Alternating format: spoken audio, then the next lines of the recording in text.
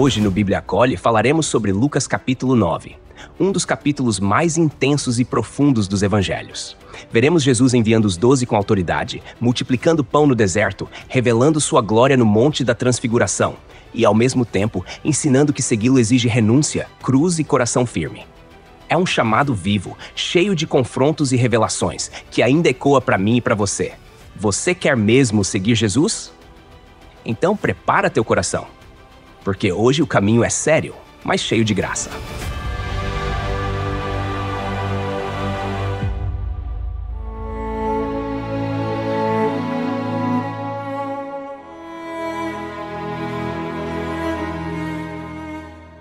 E aí, depois de tantos encontros e milagres, depois de acalmar a tempestade, libertar o endemoniado gadareno, curar a mulher do fluxo e ressuscitar a filha de Jairo, o ambiente está carregado de expectativa. Os discípulos não são mais simples espectadores. Eles viram Jesus agir, sentiram o peso da glória e o temor da rejeição. Agora, no capítulo 9 de Lucas, dos versículos 1 ao 6, acontece uma virada de chave. Ele deixa de ser o único a falar e agir, e começa a dividir com eles o ministério. E isso, meu irmão, muda tudo. Logo no versículo 1 está escrito: tendo Jesus convocado os 12, deu-lhes poder e autoridade sobre todos os demônios e para curar doenças. Olha só, ele convocou. Não é um convite comum, tipo, se quiser, vem. É uma ordem de quem tem governo. No grego original, a palavra usada tem um tom militar. Ele os chamou para junto de si, como quem reúne soldados antes da batalha. E não é só isso, ele deu poder e autoridade. Duas palavras que parecem sinônimas, mas são bem diferentes. Poder é a capacidade, autoridade é o direito. Um pode ter força para expulsar demônio, mas sem autoridade delegada por Jesus, não tem respaldo divino. Isso aqui não é superstição nem gritaria, é envio com credencial do céu.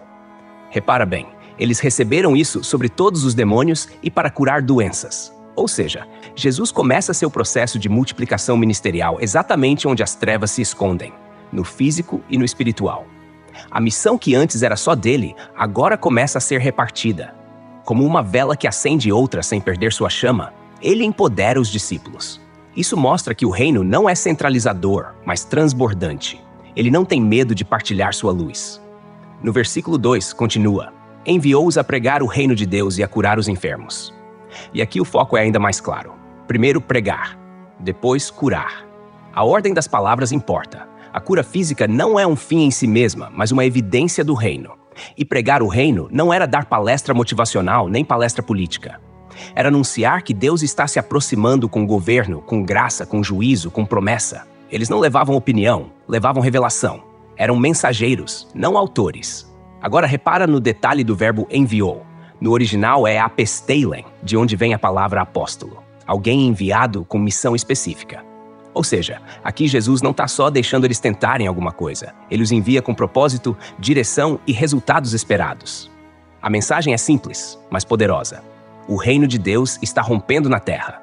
E as enfermidades e demônios são desalojados porque um novo governo chegou. E o anúncio do reino exige demonstração. Não é só fala, é ação. Eles curam porque o reino cura. Eles libertam porque o reino liberta. E, irmão, o mundo precisava ver isso. No versículo 3, Jesus dá uma instrução que à primeira vista parece estranha.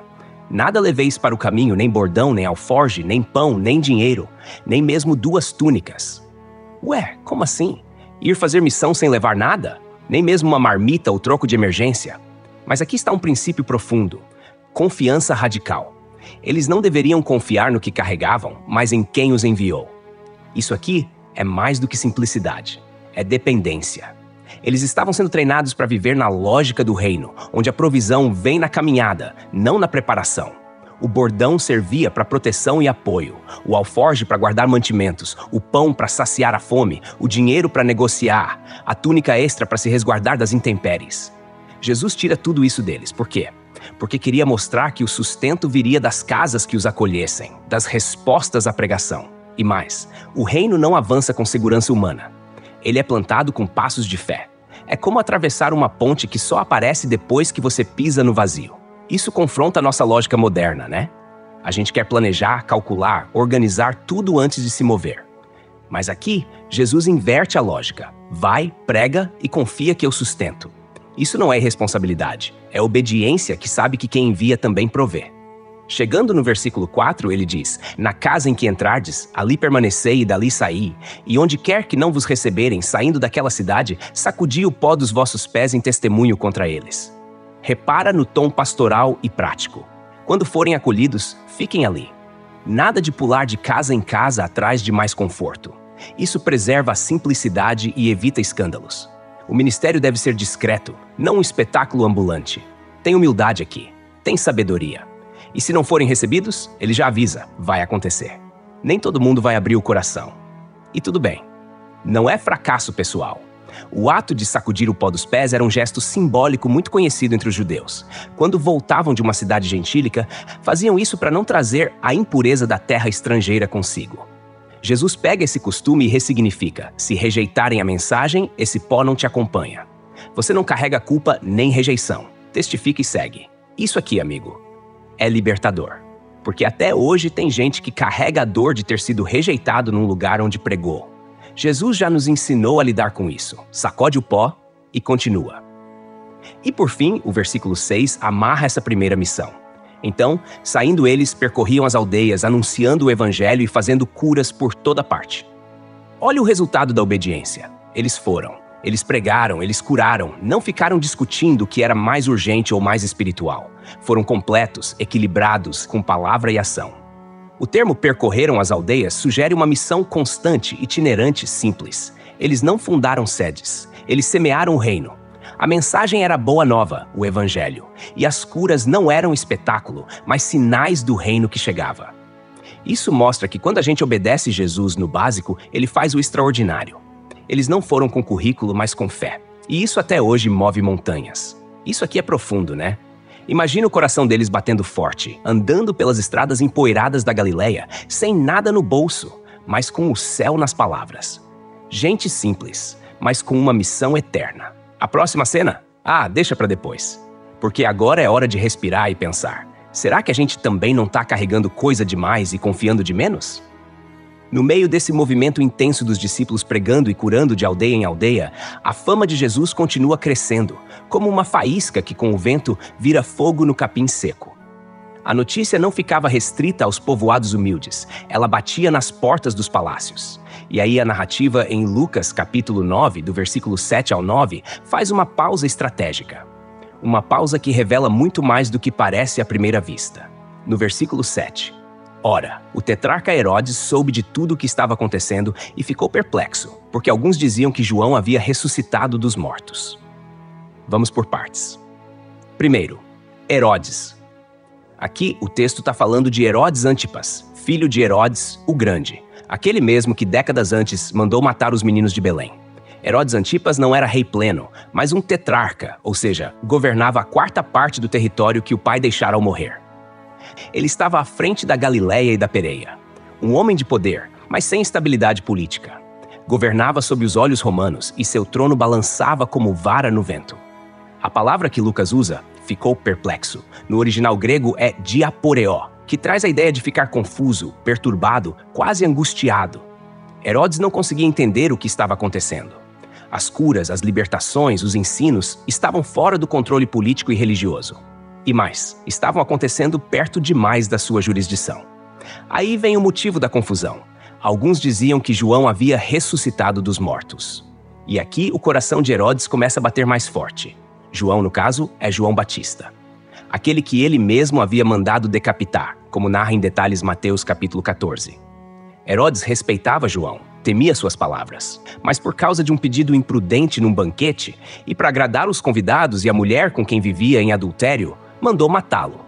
E agora ele ouve que talvez João tenha voltado da morte. Imagina o peso na consciência? Esse medo não era só psicológico, era espiritual. Porque entre os judeus daquela época havia uma expectativa crescente sobre o retorno dos profetas antigos como parte da preparação para o Messias. A ideia de alguém voltar dos mortos, para eles, não era só superstição. Tinha peso profético. E se fosse João mesmo? E se Deus estivesse cobrando o sangue do justo? No versículo 8, outros diziam que Elias havia aparecido e outros ainda que um dos antigos profetas havia ressuscitado. Repara na confusão do povo. A ação de Jesus era tão poderosa, tão fora da curva, que o povo tentava explicar de algum jeito. Uns diziam que era Elias. Isso faz muito sentido porque em Malaquias capítulo 4, versículo 5, está escrito: Eis que eu vos enviarei o profeta Elias, antes que venha o grande e terrível dia do Senhor. Então havia essa expectativa escatológica de que Elias voltaria. E tem mais. Elias não morreu como os outros. Foi levado num redemoinho, em um carro de fogo, como conta em 2 Reis capítulo 2, versículo 11. Então muita gente esperava que ele voltasse literalmente.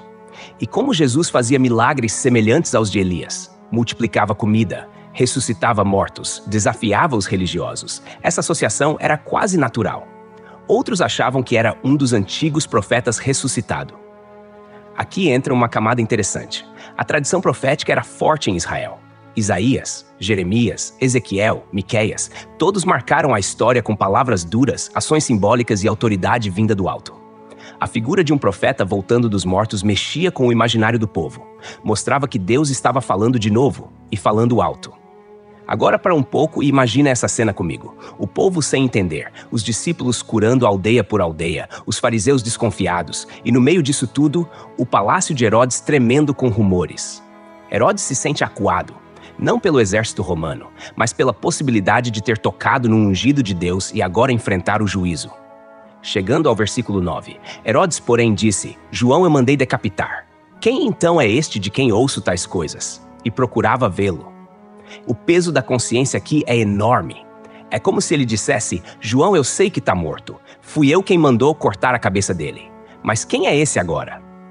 A pergunta de Herodes é muito mais teológica do que ele imagina. Quem é este?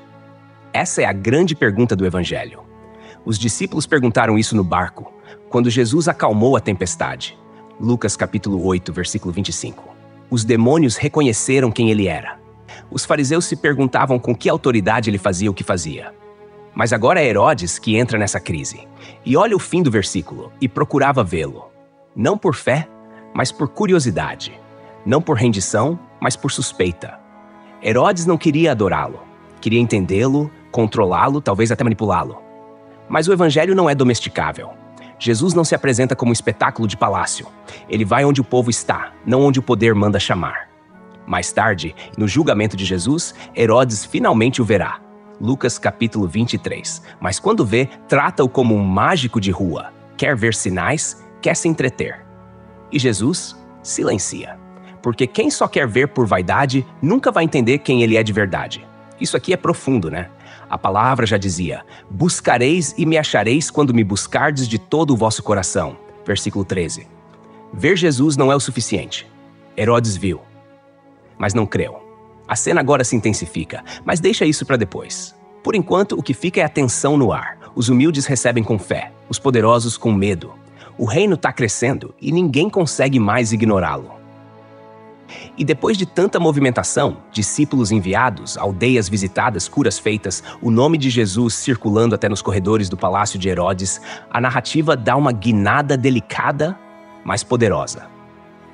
A partir do versículo 10 até o versículo 17 do capítulo 9 do Evangelho segundo Lucas, a gente entra num dos momentos mais emblemáticos da vida de Jesus: a multiplicação dos pães e peixes. É como se Deus dissesse: tá vendo tudo isso que está acontecendo? Agora vou mostrar que o reino não só cura e liberta, ele também sustenta. Começa no versículo 10. Ao regressarem, os apóstolos relataram a Jesus tudo quanto haviam feito. E ele, tomando-os consigo, retirou-se à parte para uma cidade chamada Betsaida. Esse momento aqui tem tom de reencontro. Os 12 tinham acabado de voltar da missão. Eles tinham pregado, curado, enfrentado gente que os recebeu e gente que não os quis. Estavam cheios de histórias para contar. Como bons aprendizes voltando do estágio, sentam com o mestre e relatam tudo. Jesus os escuta. Mas o mais lindo é o que vem depois. Tomando-os consigo, retirou-se à parte. Jesus sabia que o ministério não é só atividade, é também repouso, cuidado, descanso. Isso aqui é princípio. Até quem prega precisa de tempo a sós com Jesus. Até quem serve precisa parar para respirar. Jesus sabia que os discípulos estavam cansados, mentalmente e fisicamente. E ele os leva para um lugar reservado, Betsaida, uma cidadezinha pescadora, na margem nordeste do Mar da Galileia. Era a terra natal de alguns dos discípulos, como Pedro, André e Filipe. Lugar conhecido, tranquilo, ideal para uma pausa. Mas A pausa dura pouco. No versículo 11. Mas as multidões, ao saberem disso, o seguiram. E ele, acolhendo-as, falava-lhes a respeito do reino de Deus e socorria os que tinham necessidade de cura. Olha só, o plano era descansar. Mas a multidão chega e repara como Jesus reage. Ele acolhe, ele fala, ele cura, não manda ninguém embora, não diz agora não é hora. O coração dele é incansável em compaixão. E o texto é claro, ele falou sobre o reino de Deus. De novo, o foco não era só milagre, era a mensagem, mas ele também curava, palavra e poder caminhando juntos. O reino que se prega é o reino que se demonstra. Versículo 12, mas o dia começava a declinar. Então, se aproximaram os 12 e lhe disseram, despede a multidão, para que, indo às aldeias e campos ao redor, se hospedem e encontrem alimento, porque estamos aqui em lugar deserto. Repara, os discípulos agora estão preocupados com o bem-estar do povo. O dia já estava indo embora, e ali era a região erma. Nada de mercado, padaria ou pousada. O pedido deles parece sensato. Jesus manda o povo embora para que possam comer e descansar. Eles ainda estão presos à lógica natural. A preocupação é legítima, mas a solução é humana. Só que Jesus quebra essa lógica no versículo 13. Ele, porém, lhes disse, dai-lhes vós mesmos de comer. Responderam eles, não temos mais que 5 pães e 2 peixes, a não ser que nós mesmos vamos comprar comida para todo este povo. Jesus joga a responsabilidade para eles. Vocês alimentem. E aí começa o desconforto. Eles olham para o que têm. 5 pães e 2 peixes, provavelmente trazidos por um jovem, como relata João capítulo 6. É pouco. Muito pouco. O pão era aquele achatado, tipo uma broa simples de cevada. O peixe, provavelmente seco, como era costume para conservar. A quantidade dava para um lanche rápido, mas não para um piquenique coletivo. A resposta dos discípulos mostra o choque. Ou a gente compra comida para todo mundo, ou ninguém vai comer. Mas comprar comida para milhares de pessoas era absurdo. E aqui entra a ironia divina. Jesus diz que eles alimentem, sabendo que não tem como. Ele está preparando o terreno para o milagre. Porque é quando a gente chega no fim da nossa força que a força dele começa. A confirmação vem no versículo 14, pois estavam ali cerca de 5.000 homens. E olha que isso é só contando os homens. Se considerar mulheres e crianças, esse número pode facilmente passar dos 15.000. Era uma multidão, um mar de gente faminta e 5 pães e 2 peixes. Humanamente impossível. Mas olha o que Jesus faz. Então disse aos seus discípulos, fazei-os sentar-se em grupos de 50. Essa ordem é cheia de propósito. Primeiro, organização. Jesus não faz milagre no caos. Ele coloca ordem antes de multiplicar. A estrutura é parte do milagre. Segundo, os grupos de 50 remetem à organização de Israel no deserto sob Moisés, como em Êxodo capítulo 18. É como se Jesus estivesse dizendo, aqui está o novo Êxodo, um novo povo sendo alimentado pelo céu. O deserto vira mesa, o caos vira comunidade. Versículo 15. Eles assim fizeram e mandaram que todos se assentassem. Os discípulos obedecem, não discutem mais, apenas cumprem. E o povo se senta, um gesto de expectativa. Eles não sabiam como, mas estavam prontos para receber. Agora olha a cena do versículo 16. Tomando os 5 pães e os 2 peixes, e erguendo os olhos para o céu, os abençoou, partiu e ia dando aos discípulos para que os distribuíssem entre o povo.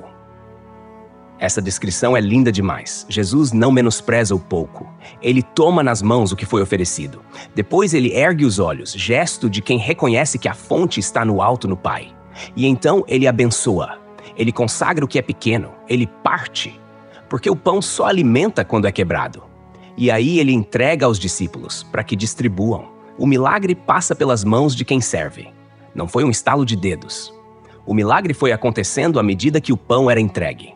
Cada discípulo recebia um punhado e voltava com mais. O cesto não secava, o peixe não acabava. Era como se o céu estivesse mandando provisão em tempo real, à medida que a fé obedecia. E o versículo 17 fecha com chave de ouro. Todos comeram e se fartaram, e dos pedaços que ainda sobraram foram recolhidos 12 cestos. Todos comeram, não só beliscaram, comeram até se fartar, e ainda sobraram 12 cestos, um para cada discípulo. Como se Jesus dissesse, vocês achavam que não dava. Agora levem cada um uma lembrança de que quando o reino reparte, nada falta. Isso aqui é muito mais do que comida. É uma revelação do caráter do reino. Ele não só ensina e cura, ele sustenta, ele alimenta. Ele mostra que o pouco consagrado é suficiente. E que quando a gente entrega o que tem, ele devolve multiplicado. Imagina a cena. Gente sorrindo, comendo, sentada em grupos, ao ar livre, com o sol se pondo no horizonte da Galileia. E Jesus no centro, servindo por meio de mãos humanas. O Deus que alimentou Israel com maná no deserto agora repete o gesto com pão e peixe. Só que agora não é mais Moisés, é o Filho, o verdadeiro pão do céu. E o povo ainda nem imaginava que aquilo era só o começo. Enquanto a multidão ainda mastigava os ecos do milagre dos pães, enquanto os discípulos carregavam nos ombros os cestos que sobraram, cestos que falavam mais alto que sermão, Jesus muda o foco. Agora, do pão que alimenta o corpo, ele nos leva à pergunta que confronta o coração. E nos versículos 18 ao 22 do capítulo 9 do Evangelho segundo Lucas, o clima muda. O cenário é outro, mais íntimo, e as palavras que surgem nesse trecho carregam o peso da eternidade. No versículo 18, o texto diz: estando Jesus orando em particular, achavam-se presentes os discípulos, e ele os interrogou: quem dizem as multidões que eu sou? Repara como começa. Jesus estava orando. E isso não é detalhe à toa. Toda vez que há um momento decisivo no ministério de Jesus, ele ora. Antes de chamar os 12, Lucas capítulo 6, no batismo, Lucas capítulo 3. E agora, antes de fazer uma das perguntas mais importantes da história, ele ora. Isso revela algo profundo. Até o Filho de Deus cultivava intimidade com o Pai antes de falar, antes de agir. Ele não pergunta aos discípulos por acaso. Ele já havia se recolhido em oração. Isso ensina que identidade e missão não se discernem no barulho da multidão, mas no silêncio da comunhão com Deus. Depois da oração, ele olha para os discípulos e solta: quem dizem as multidões que eu sou? Essa pergunta não é só uma curiosidade sociológica. É um divisor de águas. Ele quer expor o ruído das vozes populares, aquilo que o povo pensa, porque a opinião pública nem sempre caminha com revelação divina. E como já vimos antes, o povo estava tentando entender quem era esse homem que ensinava com autoridade e fazia milagres. Uns diziam Elias, outros João Batista, outros um profeta ressuscitado. A confusão era grande, mas Jesus sabia disso. A pergunta não era para ele, era para eles. No versículo 19, os discípulos respondem.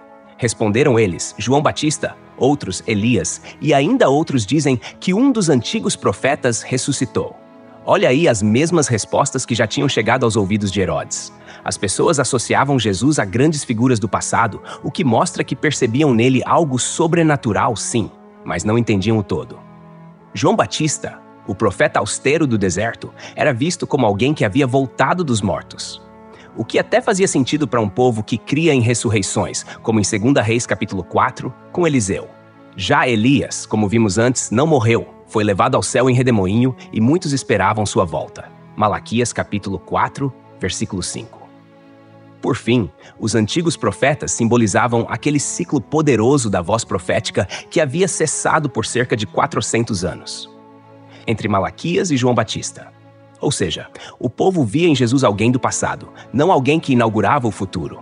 Tinham reverência, mas faltava discernimento. Respeitavam, mas ainda não reconheciam. Mas aí vem o versículo 20, e com ele, o silêncio.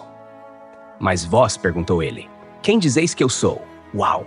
A pergunta vira pessoal. Ele desloca a conversa da multidão para a intimidade. Porque não basta saber o que os outros dizem de Jesus. A questão é, quem ele é para mim? Essa pergunta atravessa os séculos. Não importa se você cresceu ouvindo sobre Jesus, se os outros o chamam de mestre, profeta ou espírito elevado. A pergunta continua. E você quem diz que ele é? E é Pedro quem responde. Sempre ele. Sempre impulsivo, mas cheio de fé. Respondeu Pedro, o Cristo de Deus. Essa resposta é monumental. A palavra Cristo vem do grego Christos, que é a tradução do hebraico Mashiach, Messias, o ungido. Ou seja, Pedro declara que Jesus não é só profeta, não é só mestre, não é só um entre muitos. Ele é o ungido de Deus, o esperado, o prometido. Essa revelação não veio de livros, veio do céu. Como o outro evangelho relata, foi o próprio Pai que revelou isso a Pedro. Mateus capítulo 16, versículo 17. Isso mostra que a fé verdadeira não nasce de observação, mas de revelação. Não basta ver os milagres. É preciso ouvir do Pai quem é o Filho. Mas o que Jesus faz em seguida pode surpreender. No versículo 21, Jesus advertiu-os severamente e ordenou que a ninguém dissessem isto. Por quê? Se Pedro acertou em cheio, por que guardar segredo? Porque, naquela altura, o povo tinha uma ideia equivocada do Messias.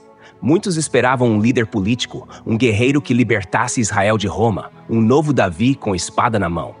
Se os discípulos começassem a espalhar que Jesus era o Cristo, poderiam alimentar uma expectativa errada. Uma expectativa que desviaria do verdadeiro plano de Deus. O Messias não veio para tomar trono de César, mas para tomar a cruz. E isso naquele momento ainda era um choque até para os próprios discípulos. E é exatamente por isso que Jesus continua no versículo 22. É necessário que o Filho do Homem sofra muitas coisas, seja rejeitado pelos anciãos, pelos principais sacerdotes e escribas, seja morto e no terceiro dia ressuscite. Repara na força da expressão, é necessário.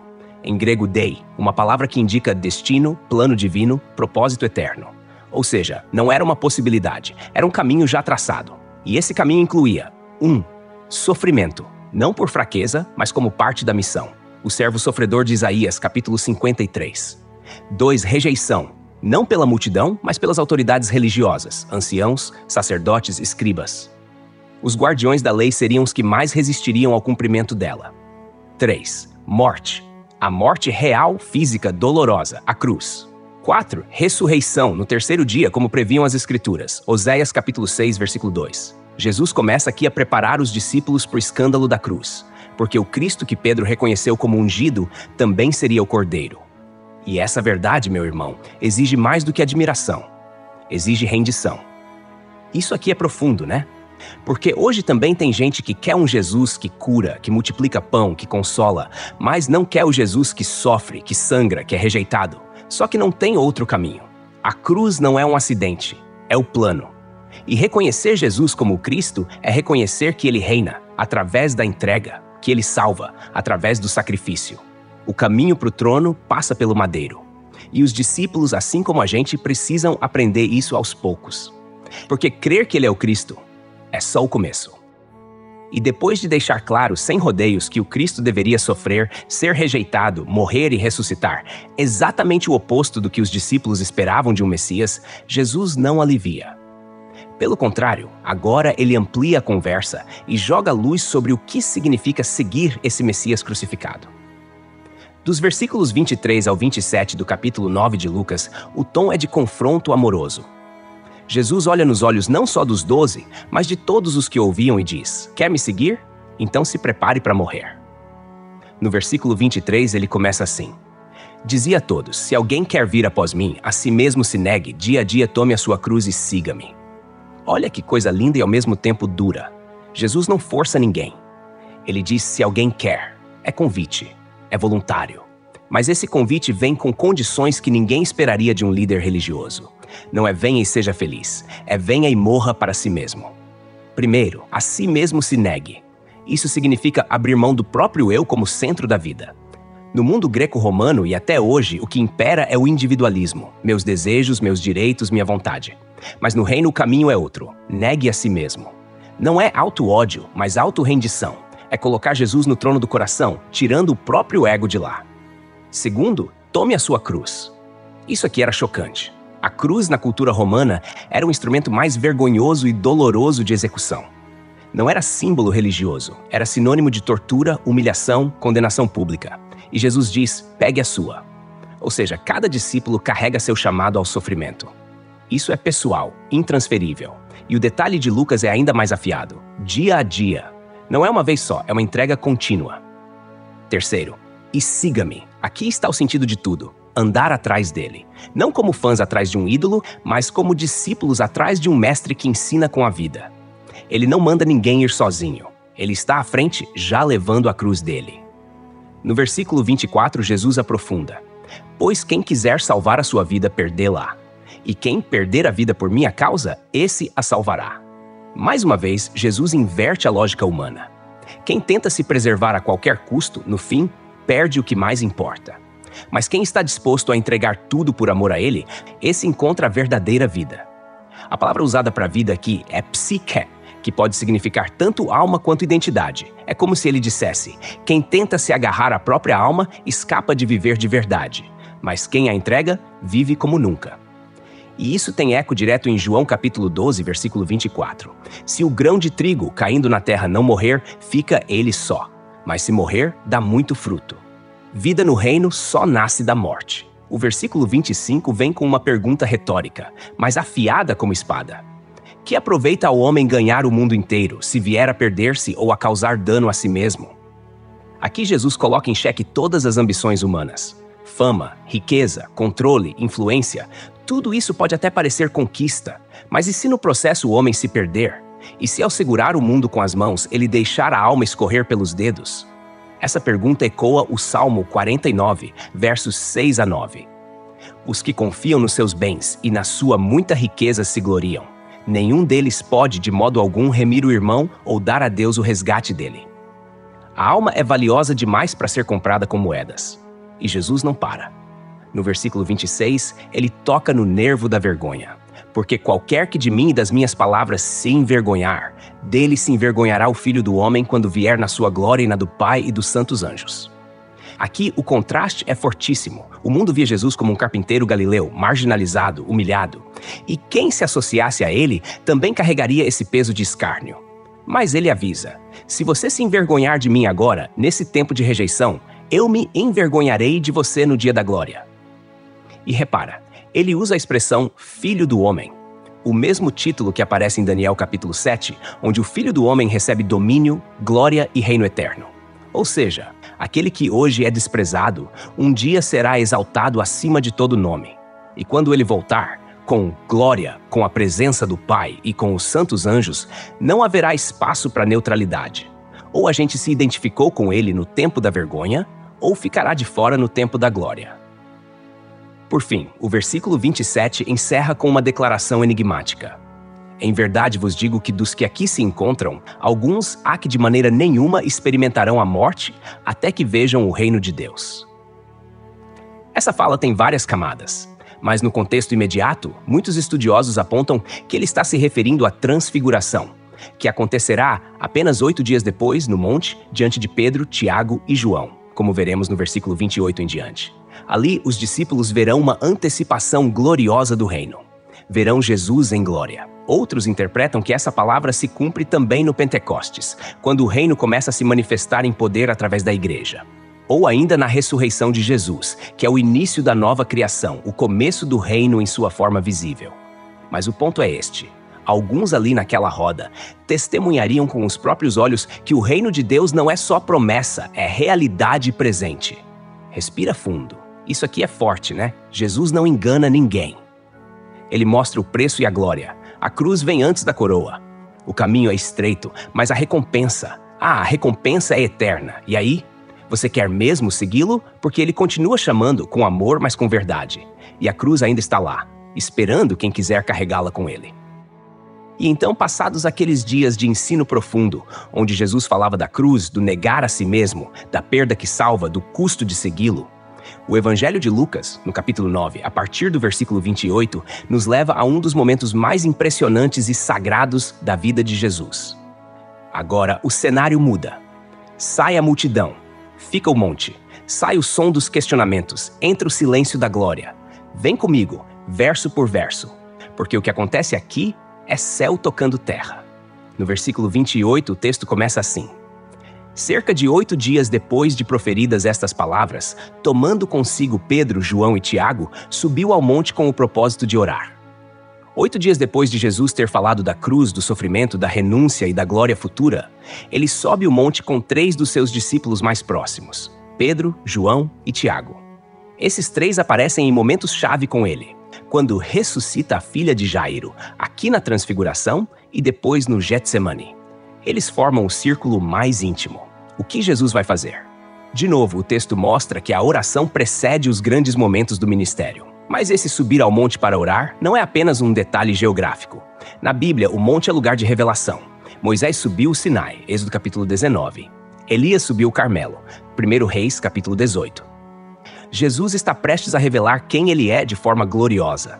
E o monte é o palco dessa revelação. Não é à toa. No versículo 29 lemos: E enquanto orava, a aparência do seu rosto se transfigurou e as suas vestes resplandeciam de brancura. Repara bem, não foi depois da oração, mas enquanto orava. A transformação aconteceu durante a comunhão com o Pai. E isso ensina algo valiosíssimo.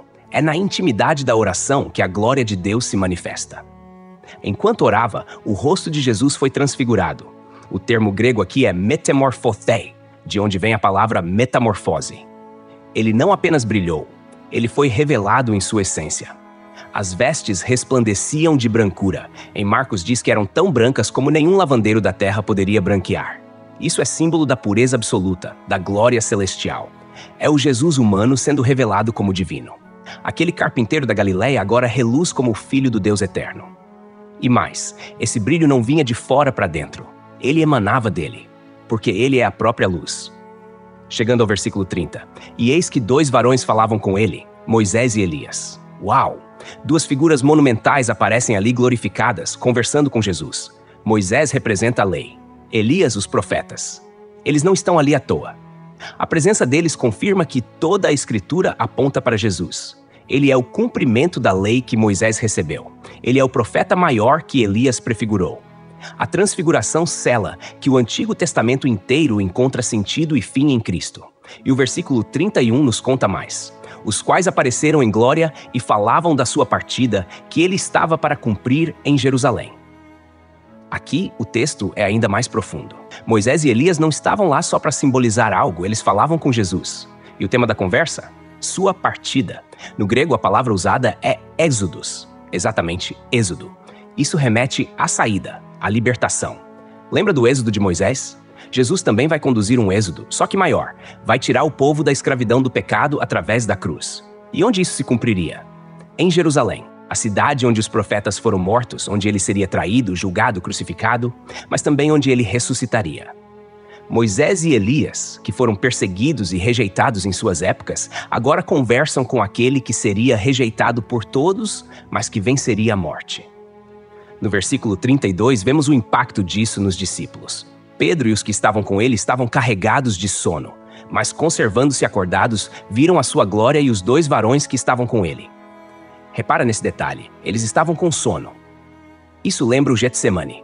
Lembra o cansaço humano contrastando com a glória divina. Mas se mantiveram acordados. E por isso viram, porque tem coisa que só quem vence o cansaço da carne consegue enxergar. Eles viram a glória de Jesus. E isso mudou tudo. Não era mais só o Mestre caminhando na terra, era o Senhor glorificado. No versículo 33, vem a reação, e é bem a cara de Pedro. Ao se retirarem estes de junto dele, disse Pedro a Jesus: Mestre, bom estarmos aqui. Façamos, pois, 3 tendas, uma para ti, uma para Moisés e uma para Elias. Não sabendo o que dizia. Pedro, sempre impulsivo, queria permanecer naquele momento. Queria eternizar a experiência. Mas o texto é claro, não sabendo o que dizia. Por quê? Porque ainda não era hora de habitar na glória. A cruz ainda viria. O monte era só um vislumbre, não a morada definitiva. Pedro queria construir tendas, mas Jesus estava a caminho do madeiro. A glória viria sim, mas depois do sacrifício. E agora o versículo 34 muda o clima de novo. Enquanto assim falava, veio uma nuvem e os envolveu, e encheram-se de temor ao entrarem na nuvem. A nuvem na Bíblia simboliza a presença de Deus. Lembra do Sinai? Lembra do tabernáculo? Deus descia numa nuvem. Aqui, essa mesma presença envolve os discípulos. Eles ficam cheios de temor. E não é medo comum, é reverência. É aquele sentimento de quem percebe que está em solo sagrado, como Moisés diante da sarça ardente. Êxodo capítulo 3, versículo 5. E então no versículo 35 vem a voz que sela tudo. E da nuvem veio uma voz dizendo: Este é o meu filho, o escolhido, a ele ouvi. Essa é a segunda vez que a voz do Pai fala diretamente do céu sobre Jesus. A primeira foi no batismo, Lucas capítulo 3, versículo 22. Mas agora ele acrescenta, o escolhido. Ou seja, não é qualquer profeta. Não é apenas mais um. Ele é o Filho, o eleito, o centro da revelação divina. E o mandamento do Pai é direto. Ouçam ele. Não é mais Moisés. Não é mais Elias. É Jesus. A partir dele, tudo se interpreta. A partir dele, tudo se entende. E o versículo 36 fecha o momento com simplicidade mais profundidade. Ao soar aquela voz, Jesus foi achado só. E eles calaram-se, e naqueles dias a ninguém contaram coisa alguma do que tinham visto. Depois da glória, Jesus foi achado só. A luz se apagou, a nuvem se dissipou, Moisés e Elias sumiram. Só restava ele. E era tudo o que eles precisavam, porque no fim das contas, só Jesus permanece. A glória passa, os sinais cessam, mas o Cristo continua. E os discípulos se calaram. Talvez por medo, talvez por reverência, talvez porque sabiam que ninguém entenderia. Era cedo demais para anunciar aquilo. Era preciso primeiro descer do monte e depois, mais à frente, subir outro monte. Não de glória, mas de dor. O Calvário. Isso aqui é sublime, né? Porque mostra que quem vê Jesus na glória precisa estar disposto a seguir Jesus na cruz. O Monte da Transfiguração é só um ensaio. O Monte do Gólgota é que revela o verdadeiro brilho da obediência. Mas para quem permanece com ele, a glória volta. E dessa vez para nunca mais se apagar. E aí, depois daquele momento sublime no monte, onde a glória de Jesus brilhou como o sol, onde Moisés e Elias apareceram, onde a voz do Pai ecoou entre nuvens, o cenário muda bruscamente. O alto vira vale. O silêncio da revelação dá lugar ao clamor da aflição. E agora, dos versículos 37 ao 45 do capítulo 9 do Evangelho segundo Lucas, a narrativa desce do céu para a realidade. E não por acaso. Porque toda verdadeira espiritualidade que sobe o monte precisa descer para o meio da dor humana. Versículo 37. No dia seguinte, ao descerem do monte, veio ao encontro dele grande multidão. Repara, no dia seguinte. Isso mostra que Jesus e os 3 discípulos, Pedro, Tiago e João, passaram a noite no monte. Foi um tempo prolongado de oração, visão e glória, mas agora eles descem. E ao descer, o que os espera? Multidão, barulho, gente desesperada, problemas não resolvidos. Ou seja, a vida real. Porque a fé não se mede no brilho do monte, mas no compasso do vale. O versículo 38 já escancara o drama. E eis que dentre a multidão surgiu um homem, dizendo em alta voz: Mestre, rogo-te que atendas o meu filho, porque é o único que tenho. Um pai grita. Não murmura, não pede educadamente. Grita, é dor de pai. Ele clama por seu filho e destaca: é o único que tenho. Isso quebra o coração. Não tem reserva, não tem plano B. Esse filho é tudo. E esse grito, essa súplica, é uma oração rasgada. O homem não tem teologia sistemática, mas tem desespero. E às vezes é só disso que a fé precisa: clamar com tudo que tem. No versículo 39, ele detalha o sofrimento. Um espírito se apodera dele e de repente grita, convulsiona-o até espumar e dificilmente o deixa, depois de o ter quebrantado. O quadro é terrível. O menino sofre convulsões. Grita involuntariamente, espuma pela boca. Parece epilepsia, mas o texto é claro que há um espírito maligno atuando.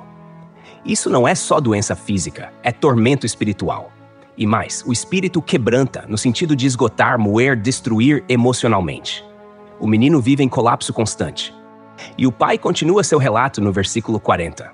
Roguei aos teus discípulos que o expelissem, e não puderam.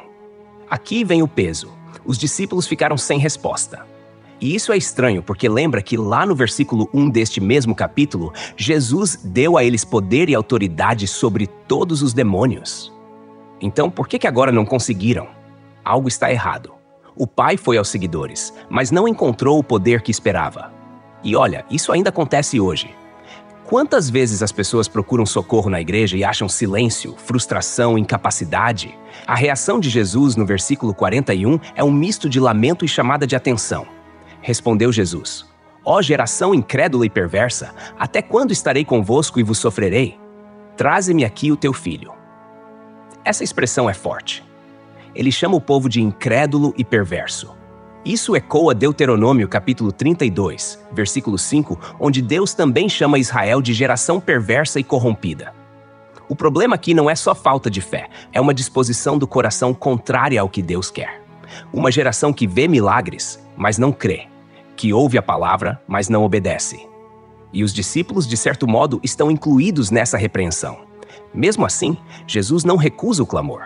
Ele diz: traga o teu filho.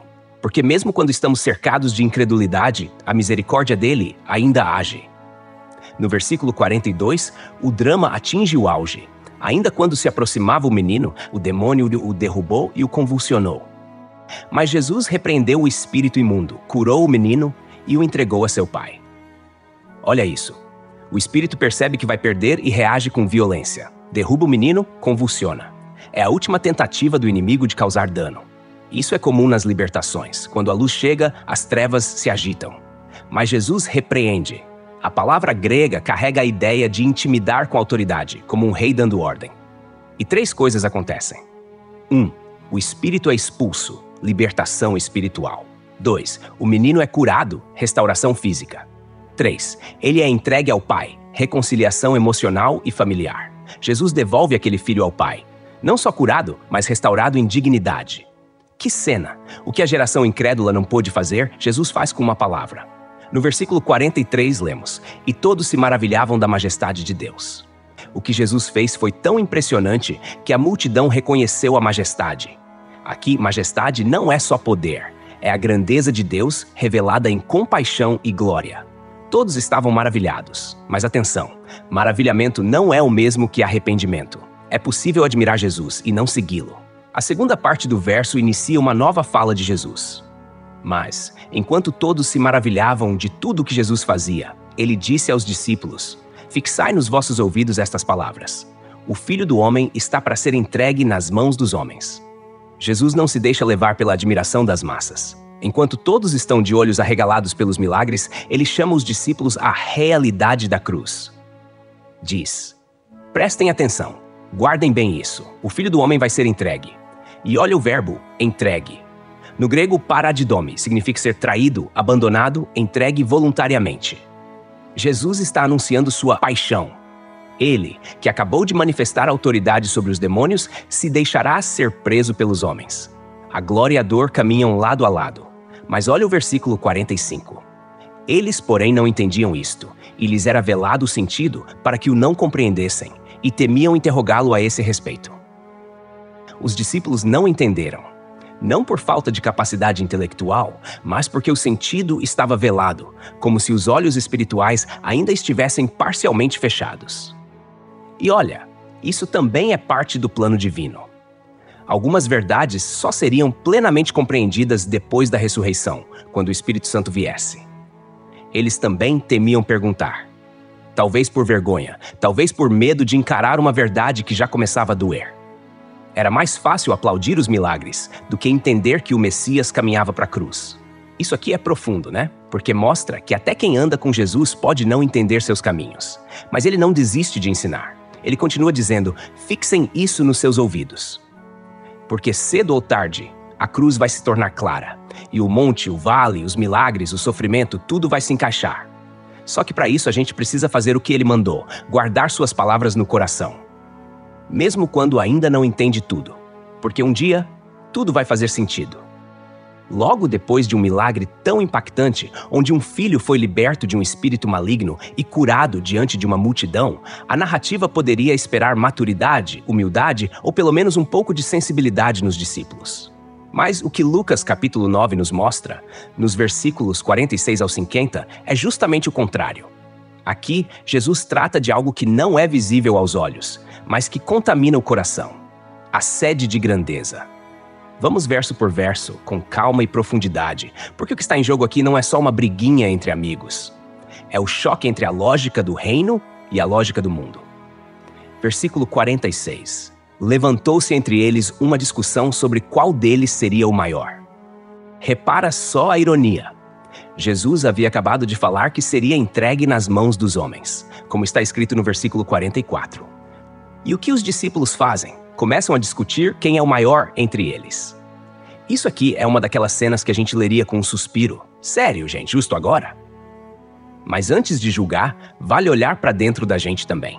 Porque essa competição silenciosa por reconhecimento ainda mora em muito coração crente.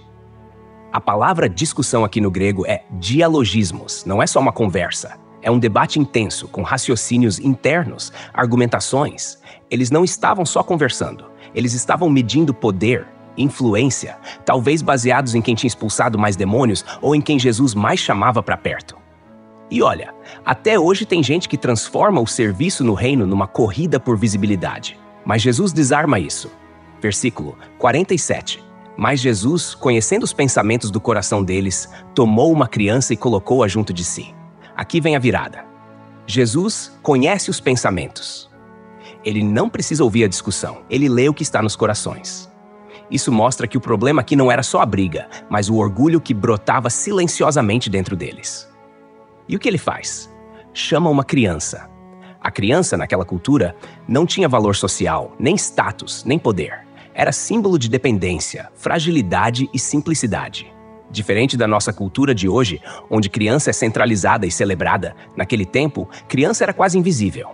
Então, o gesto de Jesus é uma ilustração viva. Ele traz alguém sem importância social para o centro da cena. Versículo 48. E lhes disse: quem receber esta criança em meu nome, a mim me recebe. E quem me recebe a mim, recebe aquele que me enviou. Porque aquele que entre vós for o menor de todos, esse é que é grande. Olha que revolução. Jesus pega a lógica do mundo, onde o maior é o que manda, aparece, lidera, e inverte. No reino de Deus, o menor é o maior. O que serve é o que lidera. O que acolhe o fraco está acolhendo o próprio Cristo. E quem acolhe Cristo está acolhendo o Pai.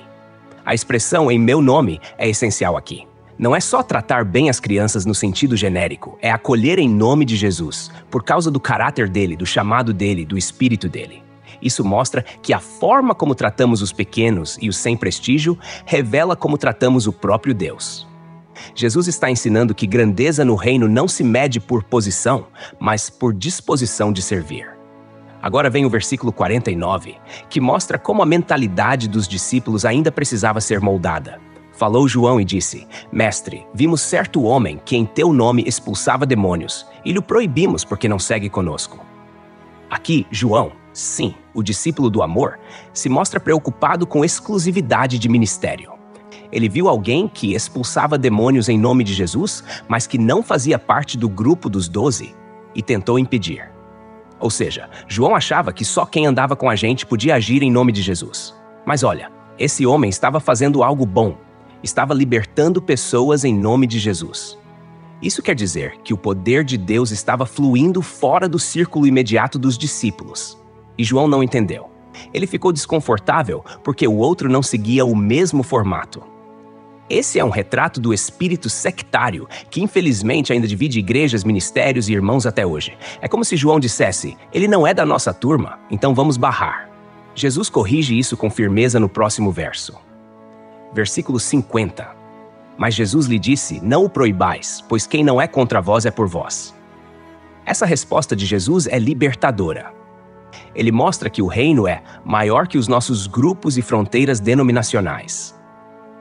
Quem está agindo em nome de Jesus, mesmo que não ande no mesmo círculo, está cooperando com a causa do reino. Não é oposição, é colaboração. Jesus não está dizendo que qualquer pessoa que faz o bem automaticamente está do lado dele. Até porque no Evangelho de Mateus, capítulo 12, versículo 30, ele também diz: quem não é por mim é contra mim. Mas aqui, o foco é: não se escandalizem com quem Deus está usando fora da sua bolha. Isso aqui é muito forte, porque o coração humano adora limitar Deus. A gente quer achar que ele só opera através de quem anda do nosso jeito, na nossa linguagem, do nosso lado. Mas Jesus está dizendo: eu sou maior que os seus rótulos. Se está agindo em meu nome, se está libertando cativos, não impeça, não critique, não bloqueie.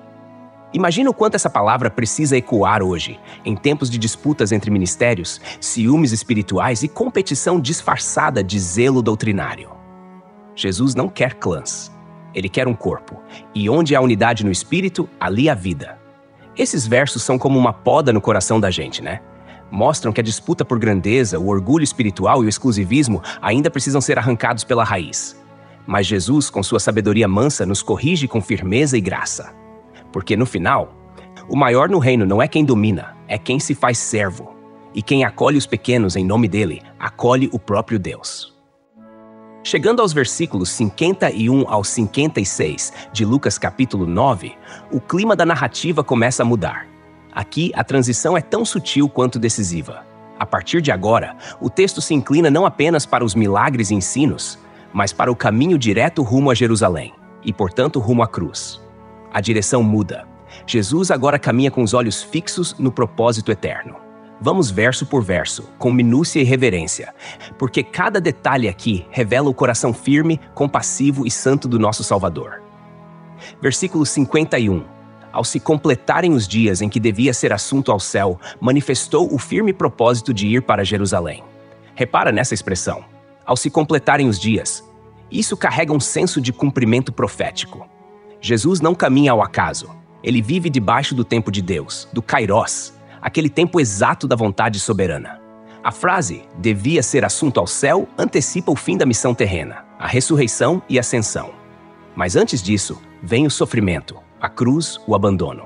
Mesmo assim, o texto diz que Jesus manifestou o firme propósito de ir para Jerusalém. A palavra grega usada para firme propósito é sterizo, que indica determinação inabalável, como alguém que fixa o rosto. Em outras palavras, Jesus não vai hesitante, vai decidido. Ele sabe o que o espera: traição, escárnio, tortura, morte, e mesmo assim, ele avança. É como Isaías capítulo 50, versículo 7, onde o servo do Senhor declara: "Por isso pus o meu rosto como um seixo." Essa é a firmeza do cordeiro que caminha voluntariamente para o sacrifício. Versículo 52. E enviou mensageiros adiante de si. Indo eles, entraram numa aldeia de samaritanos para lhe prepararem pousada. Jesus manda discípulos adiante de si. Isso mostra planejamento.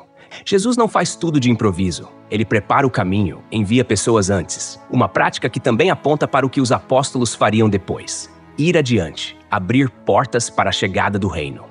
Mas aqui, o detalhe cultural é fundamental. Eles entraram numa aldeia de samaritanos. E aqui a tensão é densa. Judeus e samaritanos não se davam. Os samaritanos eram um povo misturado, resultado da colonização assíria na região de Samaria séculos antes. Segundo Reis, capítulo 17. Eles tinham sua própria versão do Pentateuco, seu templo no Monte Gerizim, e rejeitavam Jerusalém como centro de adoração. O ódio mútuo era tão grande que muitos judeus preferiam fazer longos desvios de viagem só para não passar por terras samaritanas. O fato de Jesus mandar mensageiros a uma aldeia samaritana mostra que o reino rompe barreiras étnicas e religiosas. Ele quer passar por onde os outros evitam. Isso já aponta para o que viria depois em Atos dos Apóstolos, capítulo 8, a evangelização de Samaria. Versículo 53. Mas não o receberam, porque o aspecto dele era de quem decisivamente ia para Jerusalém. E aqui vem o conflito. Eles não o receberam. Por quê? Porque perceberam que ele ia para Jerusalém. O ponto aqui é político e religioso. Os samaritanos se ressentiam profundamente da centralidade de Jerusalém. Saber que Jesus caminhava com firmeza para lá gerou repulsa. Foi como se dissessem: se ele vai para lá, então que vá sozinho. Mas há um ensino escondido aqui. Nem todos vão aceitar Jesus quando o caminho dele confronta nossos valores. Tem gente que até gosta dele, contanto que ele não confronte nossos ídolos, convicções, doutrinas pessoais. Quando Jesus revela que vai para a cruz ou que anda por uma rota contrária à nossa, alguns fecham a porta. E isso inclui até nós, às vezes. Versículo 54. Vendo isto, os discípulos Tiago e João disseram: Senhor, queres que mandemos descer fogo do céu para os consumir? Agora presta atenção. Tiago e João, os mesmos que viram a glória no monte, que ouviram a voz do Pai, agora estão propondo vingança em forma de juízo divino, e ainda com base bíblica. Essa expressão deles lembra o profeta Elias, que fez fogo cair do céu contra soldados do rei Acasias. Segundo Reis capítulo 1. A lógica deles era: se Jesus foi rejeitado, que venha fogo. Parece zelo, mas é vaidade. Aliás, essa atitude lhes rendeu um apelido curioso, dado pelo próprio Jesus em Marcos capítulo 3, versículo 17. Boanerges, que quer dizer filhos do trovão. Homens de temperamento explosivo, impetuosos. Mas Jesus não está formando guerreiros vingativos, está formando servos do reino. E o mais triste, eles acabaram de ver Jesus libertar um menino possesso com compaixão. Mas agora, por causa da rejeição de uma aldeia, querem virar executores do juízo. Isso revela algo. É possível andar com Jesus e ainda assim ter um coração que precisa ser moldado. Versículo 55. Ele, porém, voltando-se, os repreendeu. Jesus não deixou passar. Ele repreende. A palavra que indica um confronto firme, direto. Porque o coração dele não é de destruição, mas de redenção. Ele não veio para consumir os que o rejeitam, mas para dar tempo ao arrependimento. Rejeitar Jesus é grave, sim. Mas Jesus não responde ódio com vingança. Ele oferece a outra face, a chance de graça. Isso aqui é fundamental para a vida da igreja hoje. Tem muita gente que se considera defensora da fé, zelosa pela verdade, mas age como se estivesse pronta a pedir fogo do céu contra quem discorda. Mas Jesus não nos mandou condenar aldeias. Mandou amar o próximo, orar pelos inimigos e pregar a palavra com mansidão e verdade. Versículo 56. E foram para outra aldeia. Simples assim. Jesus não insiste onde não o querem. Ele não amaldiçoa, Apenas segue adiante. Isso é uma lição poderosa. Às vezes, a porta se fecha e a gente quer forçar. Ou pior, quer atacar. Mas Jesus apenas muda a direção e continua a missão. Porque a recusa de uns não anula o propósito de Deus. Onde uma aldeia rejeita, outra pode receber. E ele segue.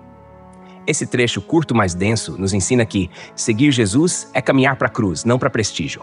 O reino não se impõe com fogo, mas se oferece com amor. A rejeição não é desculpa para ódio, é oportunidade para crescer em compaixão. E quem segue o Mestre precisa aprender a andar como ele andou, com firmeza de propósito e ternura de coração. Isso é profundo, né? Porque aqui Jesus nos mostra que a glória do reino brilha mesmo quando o mundo fecha as portas. E ele continua, não por orgulho, mas por fidelidade. Porque o amor dele não desiste fácil. A reta final do capítulo 9 de Lucas é como uma curva fechada no discipulado. Ou a gente desacelera para entender o que Jesus está exigindo, ou passa direto e perde o rumo. Dos versículos 57 ao 62, Jesus responde a 3 pessoas. Ou melhor, ele confronta 3 intenções de seguir o caminho com ele. E aqui o tom é direto, quase ríspido.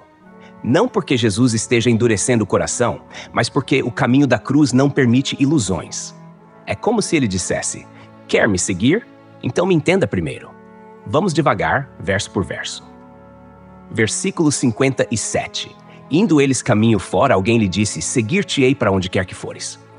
A iniciativa vem de um homem anônimo.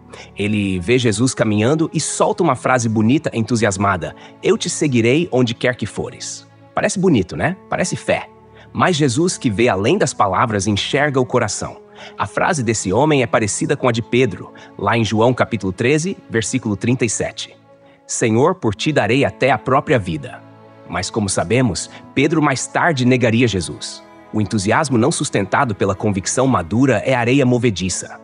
Esse homem se oferece voluntariamente, mas talvez encantado pelos milagres, pelo carisma, pela multidão. Jesus quer que ele entenda que o caminho não é palco, é estrada poeirenta.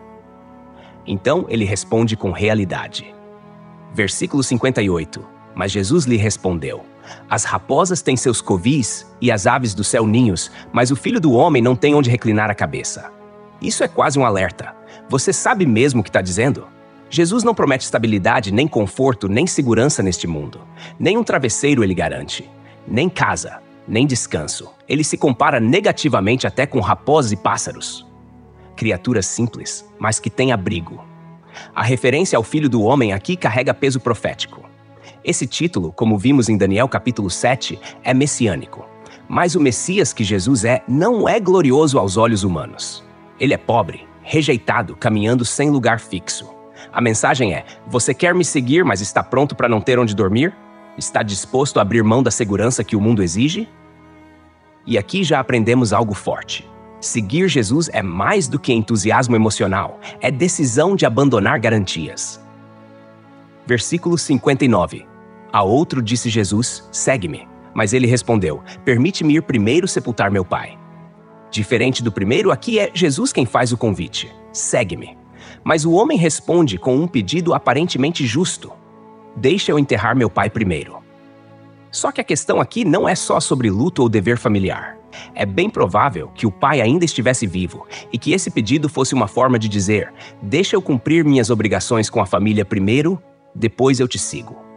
Era comum, no contexto judaico, que filhos cuidassem dos pais até a morte, para então se sentirem livres para tomar novos rumos. Então o pedido parece mais uma procrastinação piedosa. Depois eu vou, Jesus.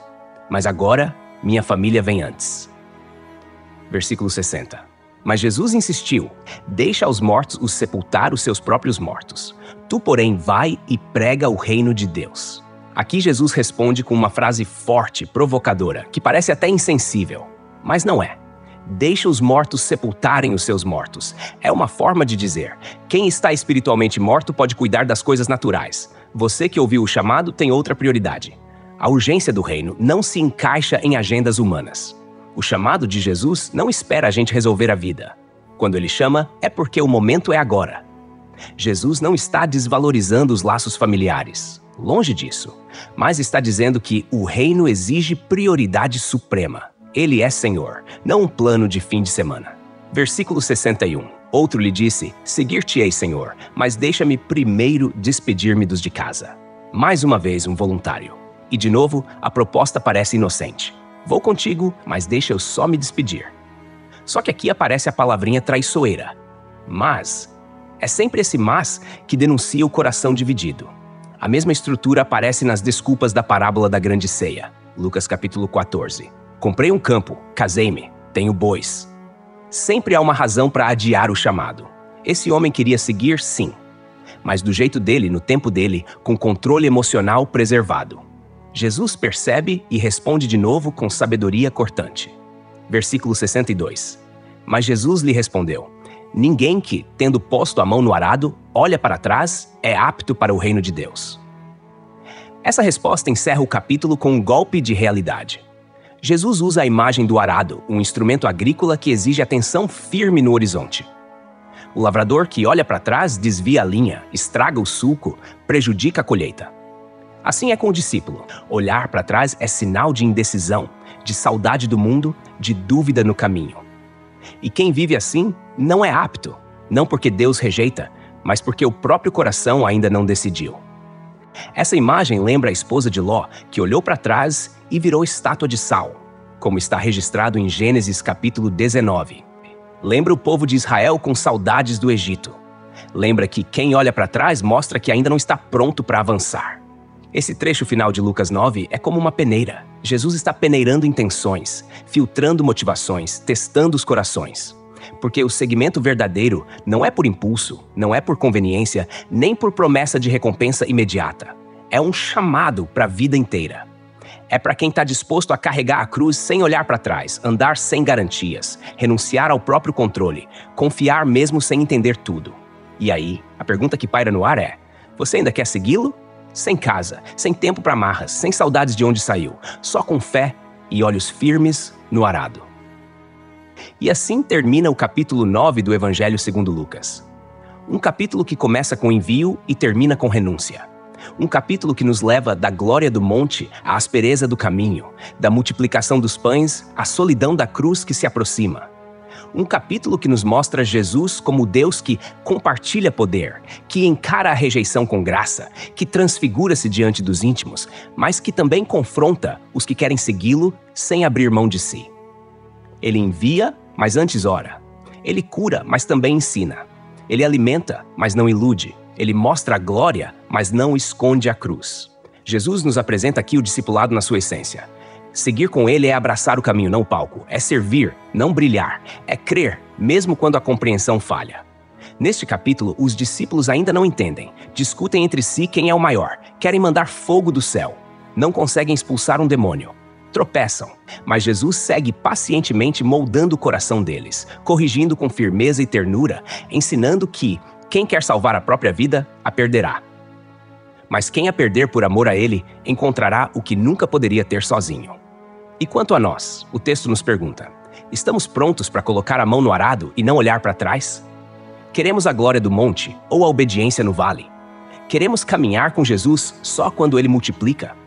Ou mesmo quando ele é rejeitado? Queremos segui-lo até Jerusalém, mesmo sabendo que lá tem cruz?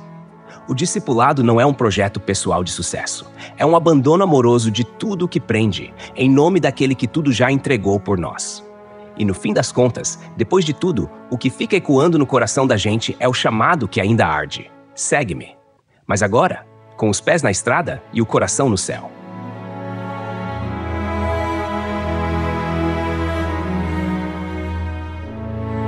Texto e produção Douglas Vieira. Música por 50sounds.com. Faixa For a Reason. Voz por ChatGPT 4.0. Tipo Ember. Bibliografia. Comentários expositivos Hernandes Dias Lopes, editora Agnus. Comentário bíblico Matthew Henry, editora CPAD. Antigo e Novo Testamento interpretado versículo por versículo Russell Norman Champlin, editora Agnus. Charles Spurgeon, Os Tesouros de Davi, editora CPAD.